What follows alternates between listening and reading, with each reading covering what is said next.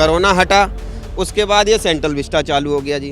तो जब central Vista बन के अब तैयार हो गया, उसके बाद अब जो 2000 तो छोड़ो, अब हमारे को 20 रुपए का काम नहीं करने दिया जा रहा है यहाँ पे। अपनी एक गलती छुपाने के लिए किसी की रोजी रोटी ना उजाड़ी जाए यहाँ से, बिल्कुल फेंक के बाहर कर दिया है। ये दूध मक्खी निकाल के बाहर फेंक देते हैं ना, इस हिसाब से। नमस्कार, आप देख रहे हैं सौगंध टीवी। अगर आप भी इंडिया गेट घूमने आए होंगे तो आपको भी यहाँ पे अपने उन पलों को कैद करने के लिए या उन पलों को यादगार बनाने के लिए यहाँ पे काफ़ी फोटोग्राफर मिले होंगे, जिन्होंने आपकी फ़ोटो, आपकी तस्वीरें निकाल के आपको दी होंगी, जो ज़िंदगी भर के लिए आपकी यादें बन गई। लेकिन अब उन फोटोग्राफर्स को यहाँ से हटाया जा रहा है, इंडिया गेट से हटाया जा रहा है। हालांकि ये उन लोगों की कई सालों से ये लोग यही करते आ रहे हैं, उन लोगों की रोजी रोटी है। तमाम फोटोग्राफी यहाँ मेरे साथ मौजूद हैं, उनसे जान लेते हैं क्या समस्याएं आ रही हैं, क्या दिक्कतें हैं, क्यों हटाया जा रहा है, क्या मुद्दा बना। दिक्कतें ये हैं कि 3 साल तो हम सभी लोग जितने भी हैं, पहले पूरा देश ही था, मान लो 3 साल तो हम लोग सभी कोरोना से प्रताड़ित रहे। कोरोना हटा, उसके बाद ये सेंट्रल विस्टा चालू हो गया जी। सेंट्रल विस्टा में जैसे तैसे लड़ा के थोड़ा बहुत काम करवाना शुरू करा। उसके बाद अभी जब सेंट्रल विस्टा काम चल रहा था तो हम काम कर रहे थे, तो हमसे सब लोग यही बोल रहे थे कि भाई सेंट्रल विस्टा बनने के बाद में आपका काम इतना हो जाएगा, जो आप 200 कमाते हो उसके बाद 2000 कमाओगे। तो जब सेंट्रल विस्टा बन के अब तैयार हो गया, उसके बाद अब जो 2000 तो छोड़ो, अब हमारे को 20 रुपये का काम नहीं करने दिया जा रहा है यहाँ पे। सिर्फ फोटोग्राफर को हटाने के लिए, 4 वेंडर को हटाने के लिए, उनकी रोजी रोटी जो दे नहीं सकते उनको छीनने के लिए, केवल उनकी रोजी रोटी छीनने के लिए यहाँ पे मंथली का 1 करोड़ रुपए जो सरकार इन गार्डों को दे रही है, प्राइवेट सिक्योरिटी लगाई है, प्रभात भट्ट करके उनकी एक सिक्योरिटी है, वो लगाए। वो किस लिए? सिर्फ कि भाई फोटोग्राफर यहाँ पर। और जब हमने इनसे मांगा भी कि भाई कि आपके पास कोई लिखित में है, तो लिखित में किसी के पास कुछ है नहीं कि फोटोग्राफर क्या है क्या नहीं है। पुलिस भी उनको बराबर सहयोग करती है। उसके बावजूद भी हमने चलो जैसे तैसे चल रहा है, कोई बात नहीं है। उसके बाद हमें मारते हैं। अभी कम से कम 3 केस हो गए, 3 महीने के अंदर 3 बार केस हो गए। वैसे एक वीडियो वायरल भी हुई थी, देखी होगी, 3 जनवरी की वीडियो है। उसके बाद भी फिर लड़कों को मारा इन्होंने, सर फाड़े, और पुलिस उल्टा हम पे मुकदमा करती है, हमारे लड़कों पे। कारण क्या रहा, मतलब क्यों हटाया जा रहा है फोटोग्राफर? ये कहते हैं कि फोटोग्राफर हमारे वो जो इनके सिक्योरिटी के इंचार्ज हैं, उनका नाम चड्डा है, अमित चड्डा। वो कहते हैं भाई तुम्हारे इस कैमरे में से आकाश मिसाइल निकलेगी। तो ऐसे ही मैं उस दिन बोल रहा था कि भाई तुम्हारे कैमरे से अगर आकाश मिसाइल निकलेगी तो ये इंडिया गेट तो उड़ जाएगा यहाँ से, फिर ये टूरिस्ट क्या करने आएगी।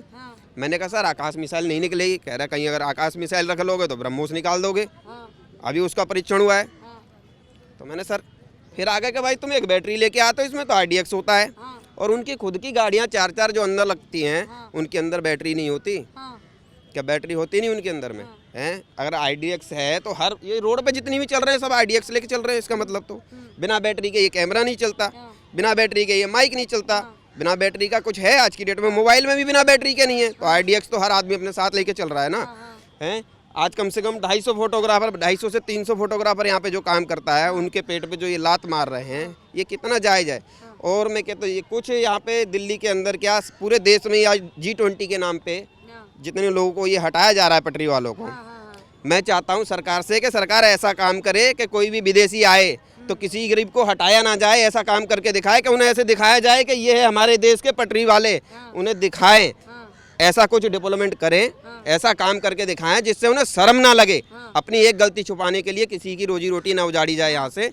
उन्हें इतना करना चाहिए कि हर आदमी को जो भी विदेश से आए वो देख के पूछे कि भाई ये है एक देश जहाँ पे हर आदमी को ऐसे व्यवस्थित करा गया है, जो देखने वाला भी कहे कि यहाँ है पटरी वाली लगे हैं, लेकिन ऐसा नहीं कह सकता कोई कि गंदगी है या कूड़ा है। ये सरकार को उसके ऊपर काम करना चाहिए, अपनी गलतियाँ छुपाने के लिए नहीं। ये नहीं है कि G20 आ गया जी, यहाँ पे झुग्गियाँ लगी हुई हैं तो झुग्गियाँ पूरी तुमने 5000 आदमी को उखाड़ दिया यहाँ से। ये 5000 आदमी कहाँ जाएंगे, कहाँ जाएंगे ये 5000 आदमी? तो उसको आप उखाड़ने की जगह उनको ये सोचो ना कि हम अगर उनको दिखाना चाहते हैं तो वहाँ पे अगर आप एक दीवार भी लगा दोगे ना तो 5000 आदमी अपनी जगह पे हैं, वो भी सेफ हैं, और तुम्हारा G20 भी आराम से निकल जाएगा। तो उनको उखाड़ने की क्या जरूरत है? आज कितना जो है वो कमा लेते हैं और कितना जो है अब नहीं कमा पा रहे हैं, कितना असर दिख रहा है? अब कुल मिला के पहले 400 बनना था, अब 200 बनता है। 100 रुपये का किराया लग जाता है, 100 रुपये इन लोगों को दे के चले जाते हैं। 0 बटा सन है, इसमें कहीं ना कहीं ये चीज़ तो नहीं है सामने की अब हर इंसान के पास जो है वो मोबाइल है, मोबाइल के कैमरे इतने अच्छे हैं तो शायद इसलिए भी तो रोजगार कम हुआ होगा। ऐसा कुछ नहीं है, जिसको कराना हो वो कराएगा, कोई जबरदस्ती तो करते नहीं है। अब वो फिर भी छीना नहीं करो तो वो गलत है ना, ये चीज़ तो। मांग क्या है सभी फोटोग्राफर्स की, जैसे कि तमाम आप लोग यहाँ पे खड़े हुए हैं, मांग क्या है कि नहीं हटाया जाएगा?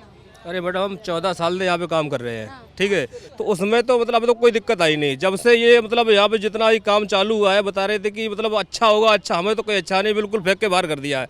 ये दूध में मक्खी निकाल के बाहर फेंक देते हैं ना, इस हिसाब से। अगर अंदर जाते तो कैमरे छीन लेते हैं, हमको 4-4 घंटे कैमरे नहीं देते हैं। उसके बाद क्या होता है कि जितने भी लड़के अंदर जाएँ, जो रुपए दे, अब 500 रुपये कमाते हैं, जैसे हम पूरी दिन में या 700-800 कमा लिए, अब 500 उनको पकड़ा दो तो हम क्या खाएंगे बताओ, है क्या खाएंगे?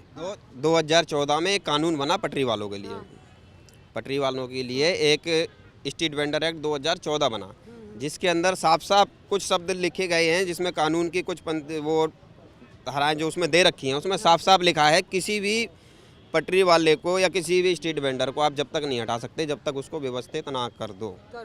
उनको हटाने से पहले उसके नियम हैं, व्यवस्थित करने के लिए आपको पहले उसका सर्वे करना पड़ेगा, सर्वे करके उसको एलओआर देना पड़ेगा, एलओआर देके उसको लाइसेंस देना पड़ेगा। उसके बाद उनको जगह बतानी पड़ेगी, भाई आप यहाँ से काम कर सकते हो, और वो भी वो जगह दोगे जहाँ से उसका बंदे का काम चल सके। ऐसा तो नहीं है कि भाई पब्लिक यहाँ आ रही है और आप उठा के वहाँ फेंक दोगे जामनगर हाउस में, वहाँ क्या करेगा आदमी?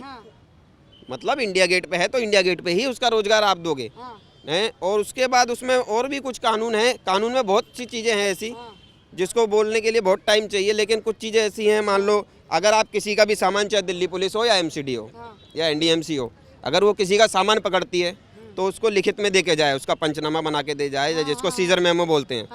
यहाँ पर ऐसा नहीं है, यहाँ पे सरासर लूट है एकदम। कैमरे ले लिए जाते हैं, 4 घंटे तक नहीं दिए जाते। 4 घंटे छोड़िए, किसी को कोई प्रूफ नहीं देते, ना तो कोई वर्दी में आएगा।